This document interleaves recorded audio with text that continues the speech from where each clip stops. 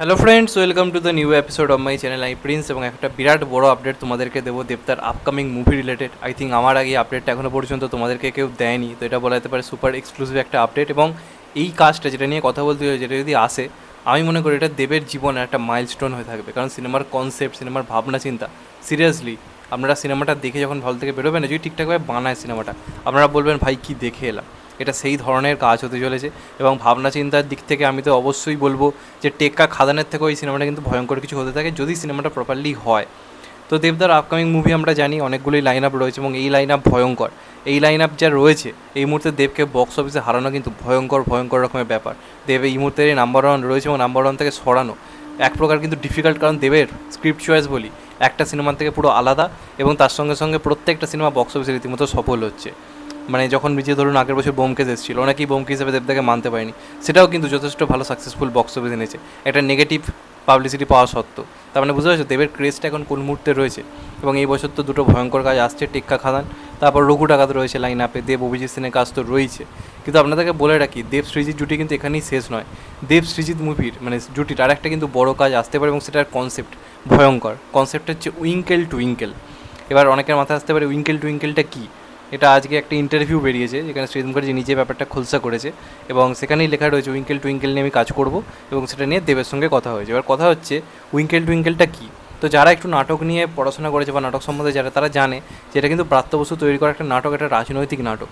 আমি বেশি কিছু বলবো না, আপনারা জাস্ট ইউটিউবে গিয়ে নাটকটা সার্চ করুন, নাটকটা দেখুন। পুরোপুরি সিনেমার মতো করে শ্যুট করে নাটকটা ইউটিউবে অলরেডি পুরোটা রয়েছে, 2 ঘন্টার মতো হবে। আপনারা নাটকটা জাস্ট দেখুন, আপনারা দেখে বলবেন ভাই দেব এটা কী আনতে চলেছে, বা সৃজিৎ মুখার্জি এটা কী আনতে চলেছে। কারণ কনসেপ্ট চরম লেভেলের। এই উইঙ্কেল টুইঙ্কেল নাটকটার কনসেপ্টটা যেটা হচ্ছে, আপনারা শুনেই বলবেন যে ভাই এই সিনেমাটা দেখার জন্য ওয়েট করতে পারছি না।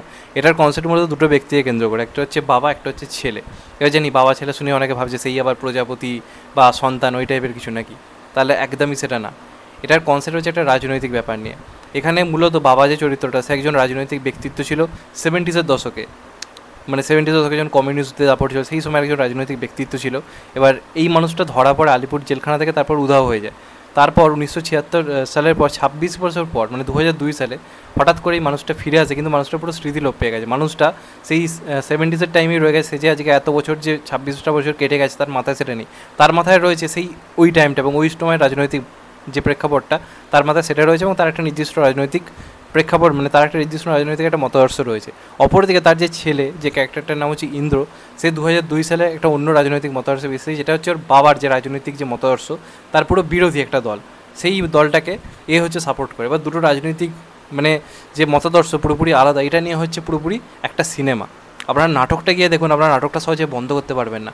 ব্রাত্য বসু কী ছিল, জাস্ট কী ছিল। আমি আগে দেখিনি, আমি সকালে খবরটা পড়ি, আমি সার্চ করি উইঙ্কেল টুইঙ্কেল পরে, তারপর নাটকটা দেখতে বসি। আমি সিরিয়াসলি মন থেকে চাইছি এটা নিয়ে সিনেমা হোক, কাঁপিয়ে রেখে দেবে। মানে আজ থেকে ভাবুন 2002 সালে নাটকটা হয়েছিল, আজ থেকে 22 বছর আগে।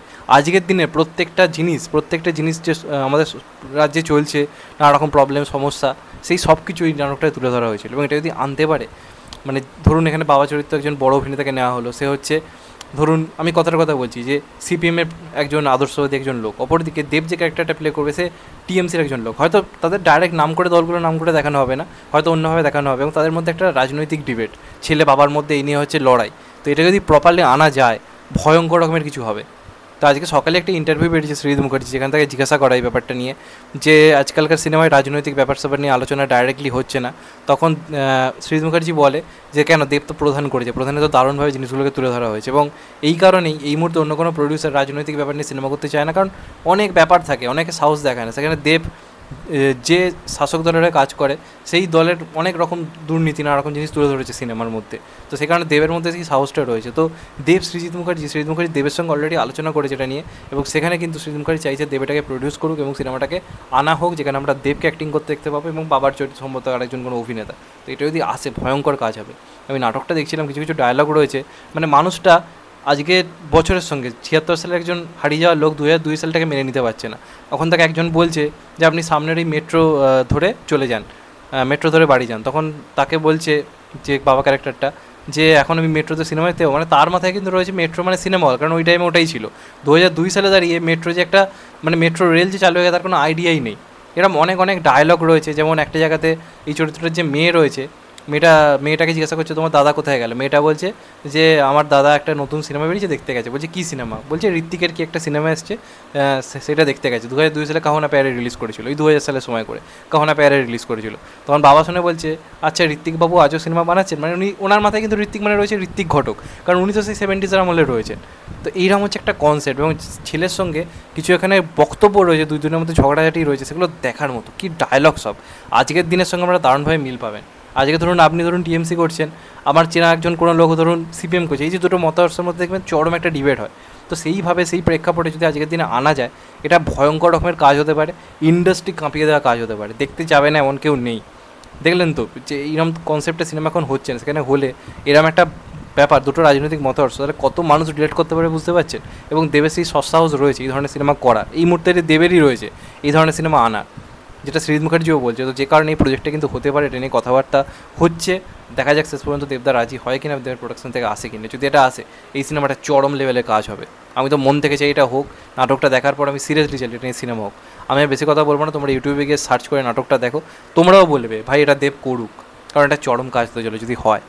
তো এটা আজকে জানানো হয়েছে, এবার সবটাই দেবের সিদ্ধান্তের উপর যে কী হয়, দেখা যাক লাস্ট অব্দি কী হয়। তো তোমাদের এটা নিয়ে কি মতামত অবশ্যই কমেন্ট করে জানাও। চ্যানেলটা নতুন হলে চ্যানেলটাকে সাবস্ক্রাইব করে দিও and get the bell icon. ভালো থেকো সবাই, টেক কেয়ার, নমস্কার, আবার দেখা হবে মতো ভাই। সবাই ভালো থেকো, সুস্থ থেকো, টেক কেয়ার, আবার দেখা হবে।